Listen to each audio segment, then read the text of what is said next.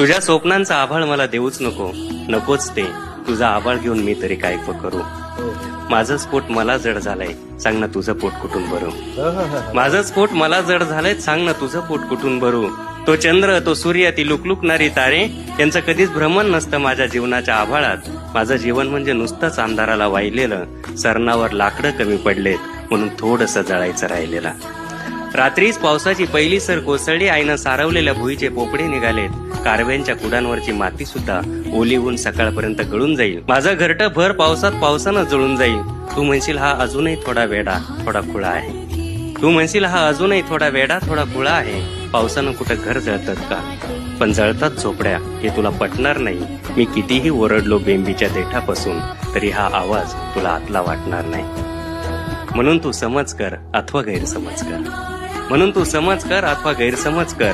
तुझ्या स्वप्नांचा आभाळ मला देऊच नको, नकोच ते, पेलावणारच नाही. तुझ्या स्वप्नांचा आभाळ मला देऊच नको, नकोच ते पेलावणारच नाही. त्यापेक्षा ते एखाद्या उंच झाडावरती टांग. त्यापेक्षा ते एखाद्या उंच झाडावरती टांग. कारण माझ्या आयुष्यात सगळ्याच रक्ताळलेल्या वाटा आणि पावला पावलावर स्मशानाकडे जाणारे फाटे आहे. कारण माझ्या आयुष्यात सगळ्याच रक्ताळलेल्या वाटा आणि पावला पावलावर स्मशानाकडे जाणारे फाटे आहे. कशाला माझ्या मागे लागतेस पोरी, या निवडुंगाला पेऱ्या पेऱ्यावरती काटे आहे. या निवडुंगाला पेऱ्या पेऱ्यावरती काटे आहे.